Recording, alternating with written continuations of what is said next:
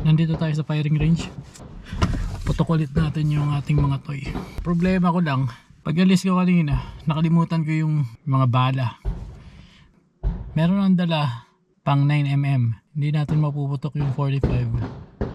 Kaya 9M na lang tayo. 9mm.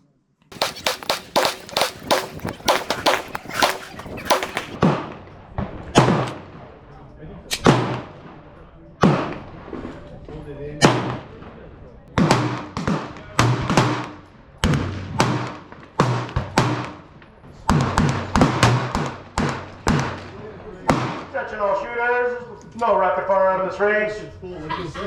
Please limit on gunfire to 1 shot per second. You may double tap with a 2-second pause, but again, no rapid fire.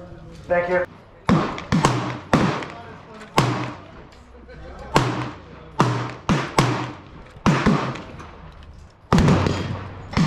Alright, shooters, one people next ceasefire. Get on the remaining part. Your main family, now reload. Again, guys, go 1 minute.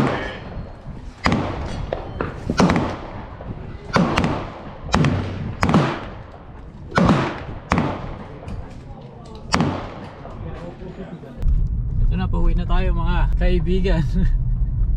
Nakalimutan ko yung ammo. Hindi ko tuloy na iputok yung 45. Pero okay lang. Na-enjoy naman natin yung 9mm natin. Kaya goods na din. Next time pagbalik ko, tsaka ko na lang ipuputok ko yung 45.